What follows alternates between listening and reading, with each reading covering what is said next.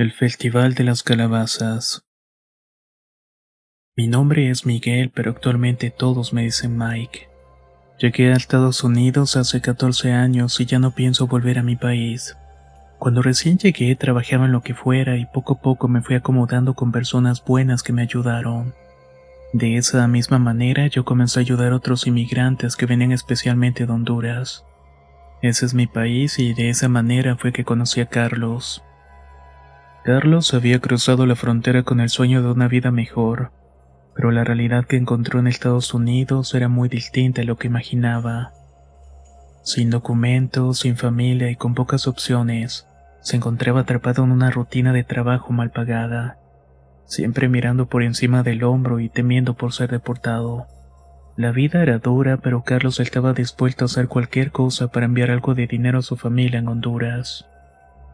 Cuando se acercaba octubre le mencioné que uno de mis conocidos estaba organizando el Festival de las Calabazas. Esto era en un pueblo cercano. Iba a necesitar trabajadores para armar la granja y los estantes para el festival. Además que se quería ganar un dinero extra y tener dónde dormir. También podía trabajar como vigilante por la noche. Le dije que el mes de octubre era muy importante para los gringos y que se pagaba muy bien el trabajo en esas épocas, pero que también podría ser riesgoso pues algunas leyendas o historias que se contaban de aquella fecha resultaban que eran totalmente ciertas. Carlos nunca fue alguien que creyera en leyendas o tradiciones antiguas. Estaba acostumbrado a la violencia de nuestro país. El mayor miedo que tenía era no volver a ver a su familia por salir a buscar trabajo. El Festival de las Calabazas para él era algo de niños, una feria temática donde todos piden dulces y comen hasta vomitar. La realidad era que para todo el pueblo ese festival se había convertido en una excusa para vender sus productos a los turistas. Para él las calabazas talladas con su sonrisa torcida y ojos huecos eran solamente adornos. Así que se lo presenté a mi conocido para que tomara el trabajo de vigilar las decoraciones durante la noche. Aceptó sin dudar y después de todo, ¿qué era lo que podría salir mal?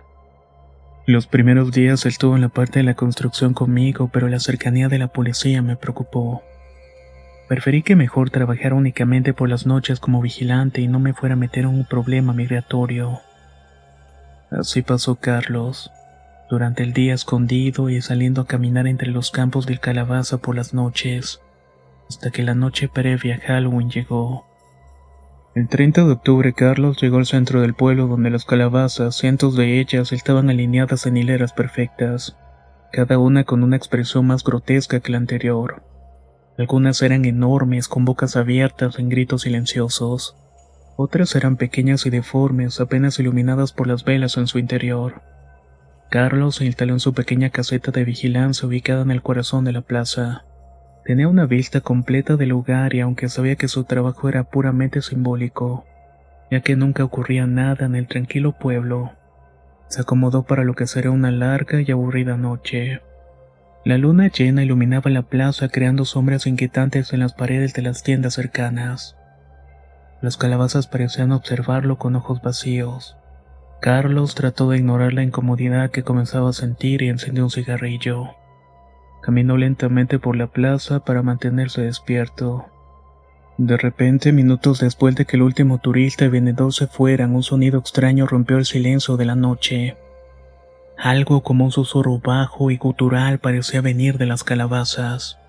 Carlos dice que en ese momento pensó que tal vez habían ladrones escondidos, por lo que se detuvo en seco buscando con la mirada y escuchó de nuevo.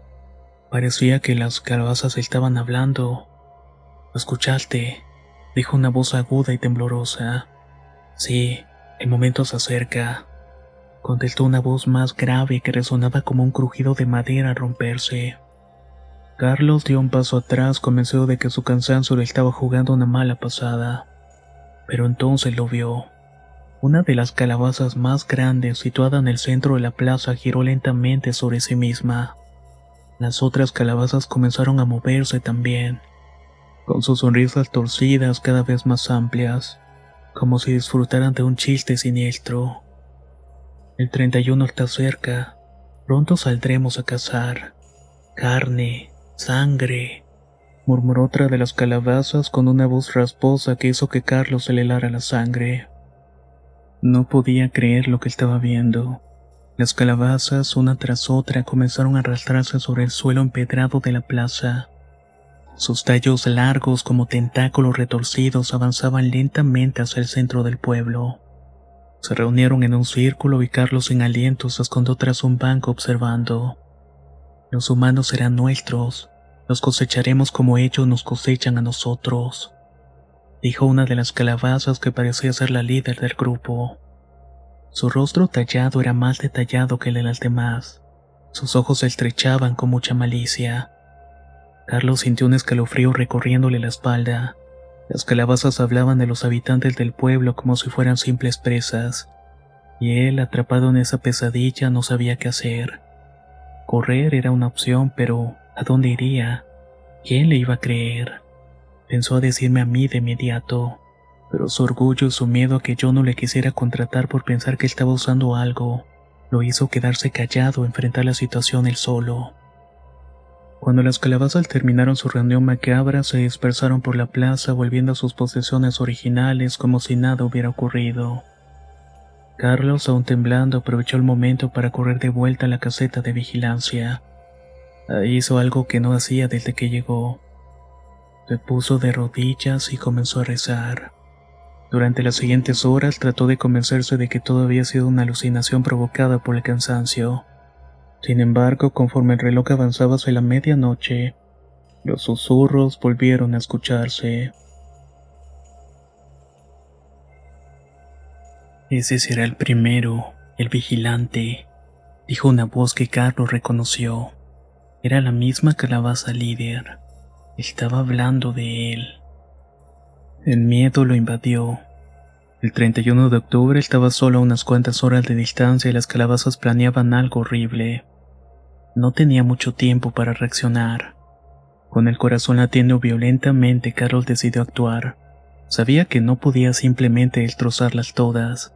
Costaba mucho dinero y se lo iban a cobrar. Además que por la situación migratoria no podría exponerse que alguien lo denunciara. Necesitaba advertir al pueblo, pero también sabía que la mayoría de los habitantes no le creerían. Sin embargo, conoció a alguien que había estado vendiendo comida esos días y con quien había hecho una especie de amistad. María era una mujer del pueblo quien siempre había sido vista como una loca, pues no tenía pareja, hijos, familia y muy pocos amigos. Ella era hija de migrantes y a pesar de que había nacido y crecido en Estados Unidos, le gustaba tener contacto y entablar amistad con latinos, pues eso la hacía sentir más cerca de sus raíces. Cuando yo era niña todos hablaban sobre los campos malditos. Ahí, mucho antes de que el pueblo fuera conocido por sus festivales, ocurrió algo terrible. Había dicho con la mirada perdida en el pasado. En el siglo XVI, un grupo de mujeres fue acusada de brujería. No tenían juicio justo, no se les dio una oportunidad de defenderse. Los hombres del pueblo las ataron y las quemaron en la hoguera aquí mismo, en los terrenos donde ahora crecen las calabazas. Esa noche Carlos recordaba cada palabra de María, y el cuerpo se le llenaba de miedo y escalofrío. Dijeron que esas mujeres maldijeron el lugar con sus últimas palabras. Los más viejos del pueblo cuentan que desde entonces las calabazas han crecido más grandes, más rápido, y es solamente en esos terrenos, como si fueran alimentadas por algo más que la tierra. Algunos ven aquello como una bendición, pero están en un terrible error. Si todo eso es cierto, los espíritus de esas mujeres buscan venganza.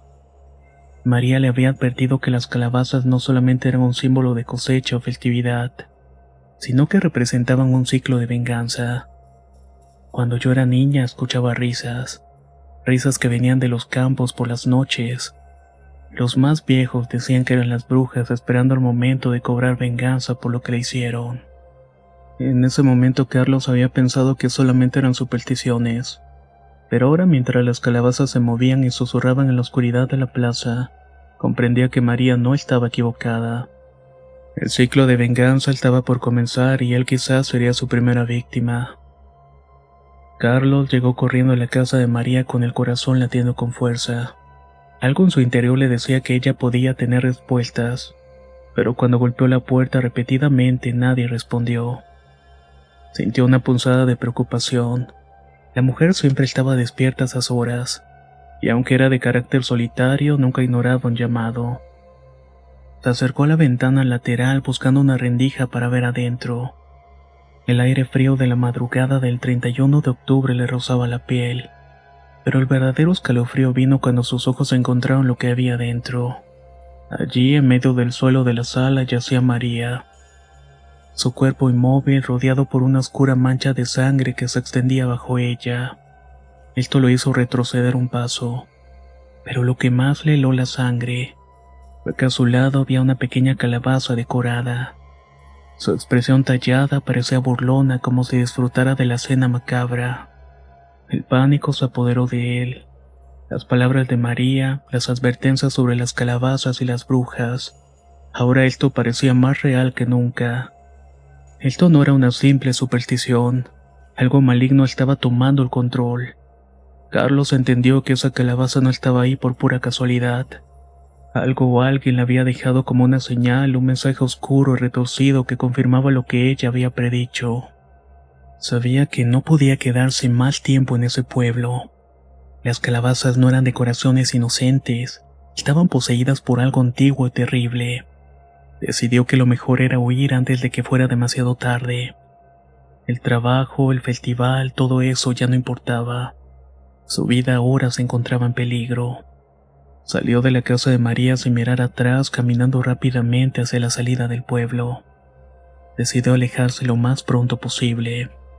Mientras las luces de las farolas proyectaban sombras inquietantes, sintió la presencia de algo siguiéndolo, pero no se atrevió a voltear. Cuando llegó a las afueras, el reloj del pueblo dio las campanadas de las 3 de la madrugada. Halloween había comenzado oficialmente. Él sabía que en ese momento todo iba a comenzar. Las cosas que tenían planeadas aquellas calabazas iban a suceder y así fue. Personas específicas, tal vez aquellas relacionadas con los descendientes de los hombres que quemaron a las brujas siglos atrás, estaban siendo cazadas una por una. Sus muertes habían sido de maneras muy extrañas y macabras. Nadie daba crédito a lo que estaba sucediendo en ese viejo y tranquilo pueblo en medio del oeste. Esa mañana los rumores volaban por el pueblo. Carlos, el forastero, el indocumentado, era el principal sospechoso. Nadie conocía bien su pasado y ahora con la muerte de María y los crímenes que se desataban, la gente empezaba a decir que había algo siniestro en él, algo que no encajaba. El miedo y la paranoia se extendieron rápidamente. Los vecinos lo señalaban como el asesino. Carlos sabía que no era seguro volver ni tratar de explicarse. Era el chivo expiatorio perfecto. Si él hubiera vuelto, se hubiera convertido en una víctima de una turba dispuesta a matarlo en venganza. Carlos se convertía en el fugitivo de una historia más oscura y peligrosa, una de la cual jamás pudo imaginarse. Ahora le tocaba huir del país al cual había llegado. Esta historia la comparto pues hace 3 meses tuve contacto con él. Me contó todo lo que acabo de transmitirles. Él jura por su inocencia y asegura que lo de las calabazas es real, y que lo puede demostrar, pues antes de huir se llevó consigo una calabaza pequeña que susurra por las noches. Ahora su única opción es seguir huyendo sin saber en dónde ocultarse. No quiere salir del país por miedo a no poder volver, así que imagino que vaga por las ciudades buscando trabajos temporales. O está buscando la manera de cruzar a Canadá, donde no es tan peligroso ser un indocumentado. Mi nombre es Mike y les deseo un feliz Halloween.